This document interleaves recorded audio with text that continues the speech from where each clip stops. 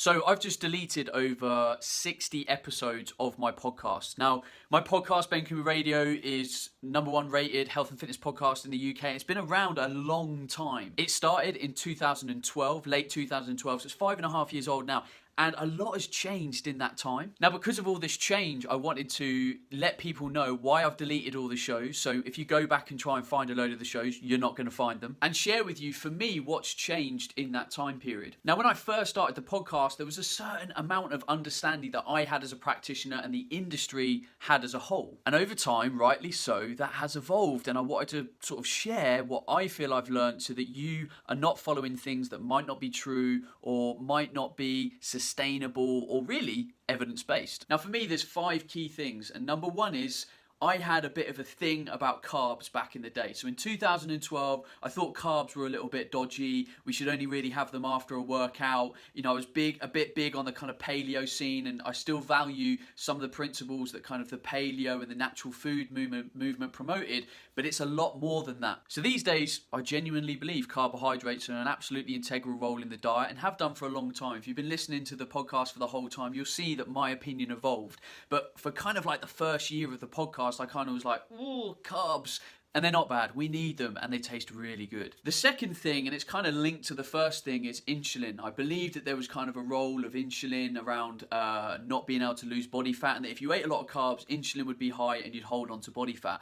We know that that isn't true. I know that that isn't true. I've believed that for a long time. But in kind of the first 50-ish episodes of the podcast, you kind of felt that I had this kind of thing against insulin and that maybe we should kind of control it. And ultimately, the key thing we need to do is calorie control our diet to some degree. It doesn't mean you need to count calories, but you need to have some form of control mechanism around your nutrition so that we eat the right kind of foods for our body weight and the exercise that we perform. Now, third to that is the kind of perspective of body types. I set up a business called Body Type Nutrition, and part of that was I believed that there was kind of a trend of thought around the body types that people had. And I learned over time that there wasn't as much research there as I thought there was. And actually, we always need to be looking at the individual, despite their makeup, their genetics, their activity level, their body weight, their environment. Nutrition needs to be personalized to that individual and not assumptions based around body types or anything like that. And again, in the first sort of 50 episodes of the podcast, you hear me talking about that quite a bit.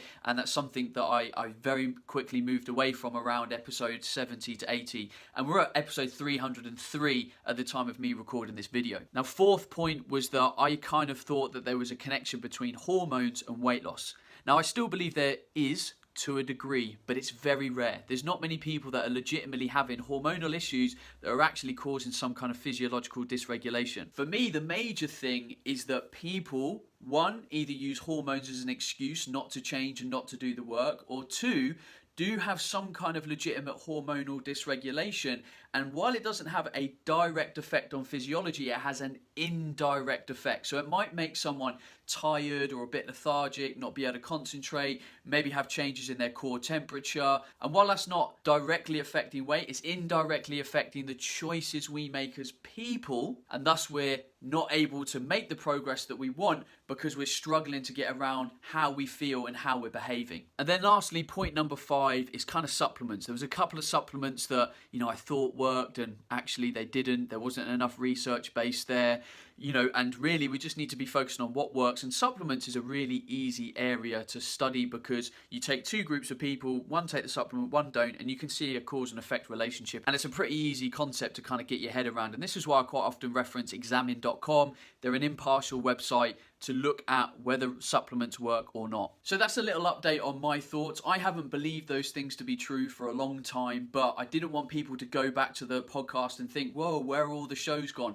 That's why my understanding has evolved and there's things that I weren't happy to have in the podcast anymore. So I've gone back and deleted all those shows. It's kind of almost taken me a long time to do that. But I had a little brainwave stood in front of a crowd of 60 people the other day saying, hey, go and listen to my podcast. And when someone said, which podcast would you start with? And I said, well, it makes sense to start at episode 1. And then I thought, actually, am I still happy with the information that I was sharing at episode 1? And my response was no. So I had to go back and change it. So that's me updating the podcast. That's me updating my thought process. And if you've got any questions, shoot below and have an awesome day.